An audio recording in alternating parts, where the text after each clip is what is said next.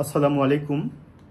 বিশেষ প্রিলিমিনারি পরীক্ষায় খুবই গুরুত্বপূর্ণ কিছু এমসিকিউ আছে, যেগুলো অলমোস্ট প্রতি বিসিএসে বিভিন্ন কাঠামোর মধ্য দিয়ে, বিভিন্ন অবয়বে, বিভিন্ন ধরনের মধ্য দিয়ে বা বিভিন্নভাবে প্রশ্নগুলো এসে থাকে এবং বাংলাদেশ অ্যাফেয়ার্স, ইন্টারন্যাশনাল অ্যাফেয়ার্স এর সাথে রিলেটেড। তবে বেশি মার্কস রিলেটেড সেটি একটি সাবজেক্ট আছে বিশেষ পরীক্ষায় প্রিলিমিনারি অংশে 10 মার্কসের। সাবজেক্টের নাম হচ্ছে জিওগ্রাফি, এনভায়রনমেন্ট এবং ডিজাস্টার ম্যানেজমেন্ট। অনেকে আমরা সাবজেক্টের নাম শুধু জিওগ্রাফি বলি, এটি টোটালি রং। জিওগ্রাফি বলে কোনো সাবজেক্ট সিভিল সার্ভিস পরীক্ষায় নেই। 35th বিসিএস থেকে, অর্থাৎ 35তম বিসিএস থেকে যে সাবজেক্টটি পিএসসি ইন্ট্রোডিউস করেছে নতুন করে, সেটি জিওগ্রাফি, এনভায়রনমেন্ট এবং ডিজাস্টার ম্যানেজমেন্ট। যদি এটির পারফেক্ট প্রোনাউন্সিয়েশন হচ্ছে ডাইজাস্টার ম্যানেজমেন্ট। আর আরেকটি সাবজেক্ট হচ্ছে ইথিক্স, ভ্যালুজ এবং গুড গভর্নেন্স।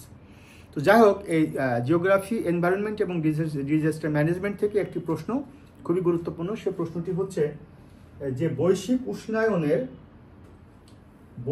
উষ্ণায়নের জন্য ঝুঁকিপূর্ণ নয়, বৈশ্বিক উষ্ণায়নের জন্য ঝুঁকিপূর্ণ নয়, অর্থাৎ পৃথিবী বা এই যে ধরিত্রী দিন দিন উত্তপ্ত হচ্ছে, গ্লোবাল ওয়ার্মিং যেটিকে আমরা বলি, বিশ্ব উষ্ণ হচ্ছে, এটিকে বলা হয় বৈশ্বিক উষ্ণায়ন। এটি কেন হচ্ছে সেটির অনেক কারণ আমরা জানি। মূলত এটিকে গ্রিন হাউস ইফেক্টের সাথে তুলনা করা যায়।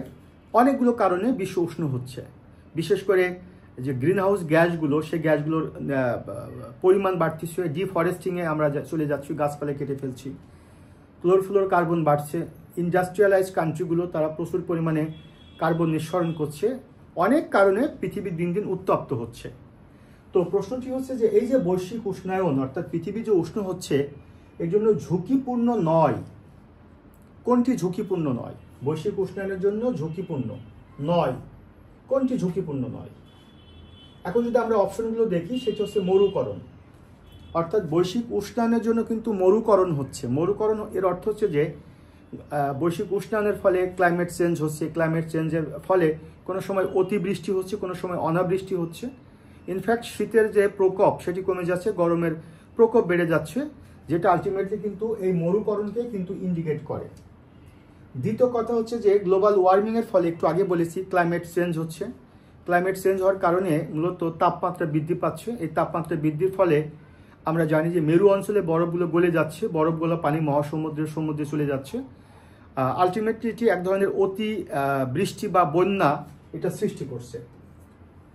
এরপরে বৈশ্বিক উষ্ণায়নের জন্য ঝুঁকিপূর্ণ নয় আরেকটি কথা, সেটি হচ্ছে যে সমুদ্র পৃষ্ঠের উচ্চতা বৃদ্ধি। অর্থাৎ বৈশ্বিক উষ্ণায়নের ফলে কিন্তু সমুদ্র পৃষ্ঠের উচ্চতাও কিন্তু বাড়ছে।